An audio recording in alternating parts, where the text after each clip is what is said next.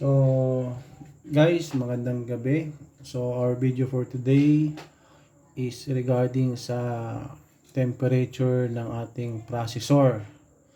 So, processor na AMD Ryzen 5 na 26. Pansin ko kasi kagabi while on gaming, bigla na lang nagbo-blue screen, no, nag-auto restart yung PC. So, napansin ko while on gaming nasa 94%, no, yung ating temperature, which is dapat nasa while gaming dapat ito lang yung 50 to 60 lang dapat yung pinaka maximum.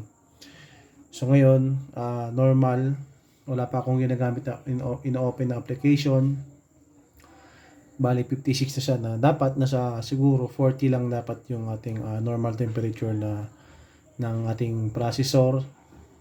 Subukan natin ulit magbukas ng isang games, no? Check natin to. So gamit ko is NZXC Cam na apps para doon sa kanyang monitoring, no? Bukas tayo ng gameplay. While on gaming, makita din natin mo, ma-monitor din natin yung temperature nating processor sa kanang graphics card. So minimize. So Dota 2 na lang subukan natin. So ngayon nasa 74 na. 74 na yung kanyang temperature, 70 plus na. Hindi talaga normal to guys, lalo na pag inopen ko na to. So ngayon, ang video na to is solusyon para baba yung temperature ng ating processor. So yan na.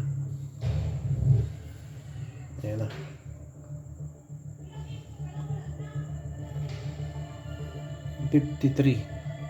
So GPU pala to. Ito CPU 88 no. So medyo critical na guys. Hindi pa ako nag-game. Ako nag 90 na, so delikado na. So kailangan natin i-enhance, kailangan natin palitan na yung first step natin is yung thermal paste. So subukan natin. Okay? So hindi na normal tong ganitong kataas yung ating temperature ng ating CPU. Okay? So start na tayo. So guys, ito cleaning na rin tayo. Ito yung processor na kailangan, ito yung priority natin na kailangan malinisan, no? Kasi nag-overheat siya. Nakita nyo kanina 90 plus, no, yung kanyang temperature na dapat nasa below 50 lang. Gaming siguro mga maximum 60, pero nag-90 siya, hindi na normal. So kailangan natin palitan yung first thing to do is yung thermal paste. Saan yung thermal paste ko pala? Ito na yung thermal paste guys na nabili ko. Maganda to kasi deep cool, kasi ng matagalan. Yun sabi nila. Pero mahal sa SM, mahal. Nasa 250. So guys, dapat nasa 100 lang. No? Ito yung thermal paste na gagamitin natin.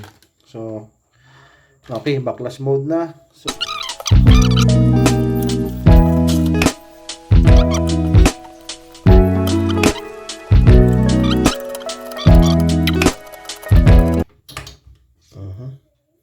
ayan, see? Hindi naman kailangan natanggalin sa board. I think itong processor natin, gagamit natin ng vacuum.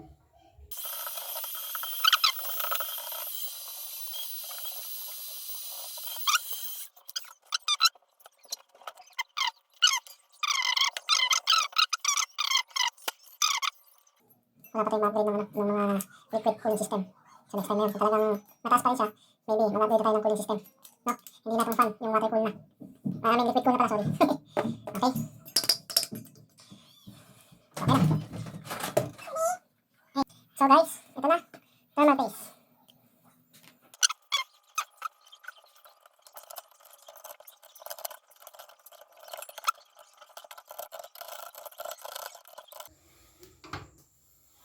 So ito yung ginagamit ko guys. Maganda yun. Pangalaman ko lang sa sarili ko ng bukas sa likod. No? Sinitin ang likod.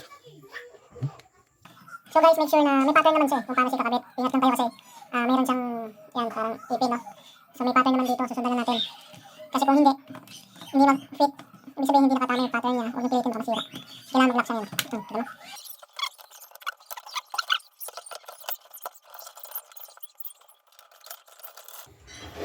Let's build in. Subukan na natin. A few moments later. So okay na nga guys. So power on. Para malaman natin kung magbabago yung ang tanong. Ito lang lumalabas. Siyempre itong bilis ang ikot ng fan niya. Yung keyboard hindi umilaw.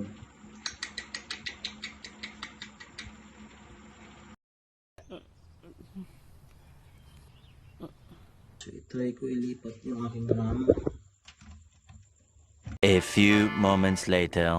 Yun, see? Kanina habang nasa idle tayo, nasa 50 plus yata siya, no? 60.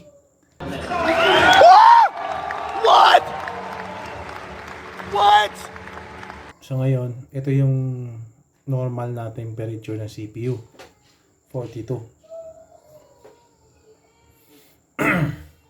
So guys, tayo natin mag-games. Kasi kanina, pag nag-games tayo ng Dota, umabot siya ng 90, di ba? And Dota 2 game and MSI. Yan ang gamit ko guys sa PC monitoring while on gaming. Itong MSI Afterburner, maganda to. Itong temperature para dito sa ating computer room is actually wala pang aircon tong ating room. Medyo mainit nga siya. Electric fan lang gamit natin. Yo, 56 GPU, sorry. Ito 51, di ba? Mas mababa pa sa GPU kanina. No? Kanina pansin nyo 90 na siya. So very effective guys na kailangan pag gano'n ng issue ng ating PC nasa 90% on gaming, hindi na normal yun guys. Kailangan natin palitan yung thermal paste. Okay, ilang yung solusyon para bumalik sa normal yung kanyang temperature na dapat nasa 50 plus lang. Oh, diba sabi sa inyo 50. So ayos. So subukan natin. So actually wala tayong electric fan pa na naka-on dito guys ngayon. Wala pang electric fan. Okay, tama. Ganda naman. What? What? So guys, thank you. Sana makatulong tong ating tips. Hanggang sa muli, si Ben Kalikot ay aalis na. Salamat.